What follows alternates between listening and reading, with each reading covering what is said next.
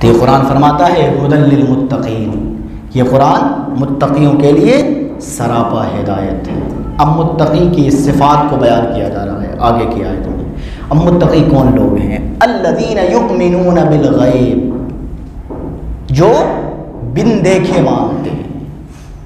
متقی کی نشانی کیا بیان کی جا رہی ہے؟ الذین یؤمنون بالغیب، جو بن دیکھے مانتے ہیں وہ متقی ہیں۔ یعنی دیکھ کے مان لینے کا نام متقی نہیں ہے، تقوی نہیں ہے۔ یعنی جب فرعون نے بھی دیکھا تھا تو کہا آمنت برب موسیٰ، میں موسیٰ کے رب کو مان گیا، لیکن اس کا ماننا قابل قبول نہیں ہوا۔ تو متقی کی نشانی پہلی کیا ہے؟ الذین یؤمنون بالغیب، متقی وہ ہیں جو بن دیکھے مانتے ہیں۔ اس پر ایک واقعہ میرے ذہن میں آ رہا ہے کہ بہلول دریائے دجلہ کے کنارے بیٹھا ہوا تھا۔ یہ ایک مجذوب شخص تھا، دریا دجلہ کے کنارے بیٹھا ہوا تھا اور مٹی کے گھروندے بناتا تھا اور بعد میں اس کو مسمار کر دیتا تھا۔ بچپن میں ہم بھی بالو پہ بیٹھے ہوتے تھے اور محل بناتے رہتے تھے، پھر اس کو توڑ دیا، سارا ختم ہو گیا۔ تو بہلول ایک مجذوب شخص تھا، وہ موج میں آیا ہوا تھا، دریائے دجلہ کے کنارے بیٹھا ہوا تھا۔ وہ مٹی کے گھروندے بناتا ہے، مٹی کے گھروندے بنانے کے بعد میں اس کو مسمار کر دیتا ہے۔ بادشاہ وقت کا گزر ہوا، ہارون رشید گزرا تو پوچھا بہلول کیا کر رہے ہو؟ کہا کہ جنت کے محل بنا رہا ہوں۔ موج میں آیا، کہا کہ جنت کے محل بنا رہا ہوں۔ بادشاہ سمجھا مجذوب ہے، دیوانہ ہے، مجنون والی باتیں کر رہا ہے، گزر گیا بادشاہ۔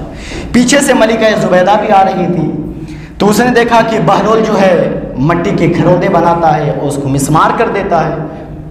تو ملکہ زبیدہ نے پوچھا بہلول کیا کر رہے ہو؟ کہا کہ جنت کے محل تعمیر کر رہے ہیں، جنت کا محل بنا رہا ہوں۔ تو ملکہ زبیدہ نے پوچھا بیچتے بھی ہو؟ کہا ہاں بیچتا ہوں۔ کہا کتنی قیمت ہے؟ کہا 10 درہم لگیں گے۔ ملکہ زبیدہ نے تجوری سے 10 درہم نکالے اور بہلول کو دے دیے۔ بہلول نے وہ رقم لی اور اس کو دریائے دجلہ میں پھینک دیا اور ایک گھروندے کے گولے سے دائرہ لگا دیا اور کہا کہ یہ تمہارا ہو گیا۔ خیر ملکہ زبیدہ چلی گئی، بادشاہ بھی چلا گیا۔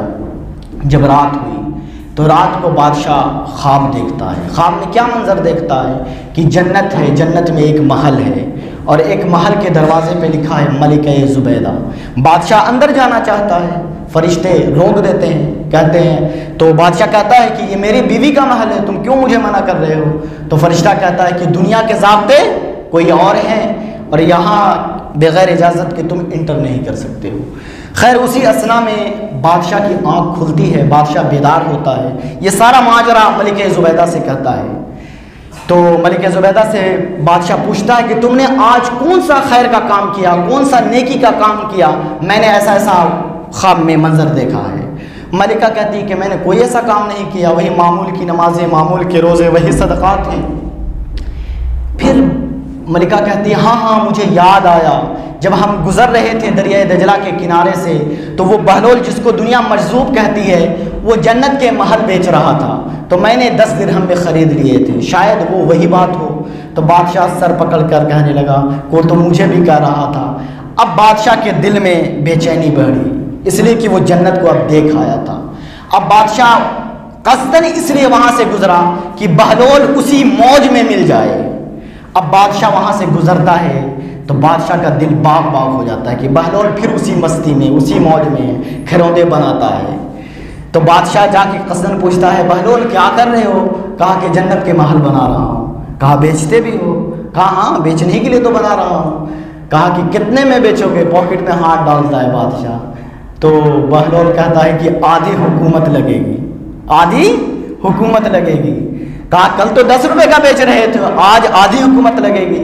کہا کہ کل تم دیکھے نہیں تھے، آج تم دیکھ کر آئے ہو، آج تم دیکھ کر آئے ہو۔ تو ایمان جو ہے بن دیکھے نام کے ماننے کا نام ہے۔ الذین یؤمنون بالغیب، یہ متقی کی پہلی نشانی ہے کہ وہ بن دیکھے مانتے ہیں۔ پھر آگے فرمایا وَيُقِيمُونَ الصَّلَاةَ، اور نماز کو قائم کرتے ہیں، نماز ادا نہیں کرتے ہیں، نماز کو قائم کرتے ہیں، نماز کی پابندی کرتے ہیں۔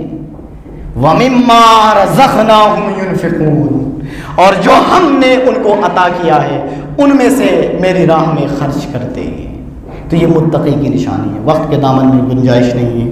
اللہ رب العالمین جتنی باتیں ہوئی ان باتوں پر مجھے اور آپ کو عمل کی توفیق عطا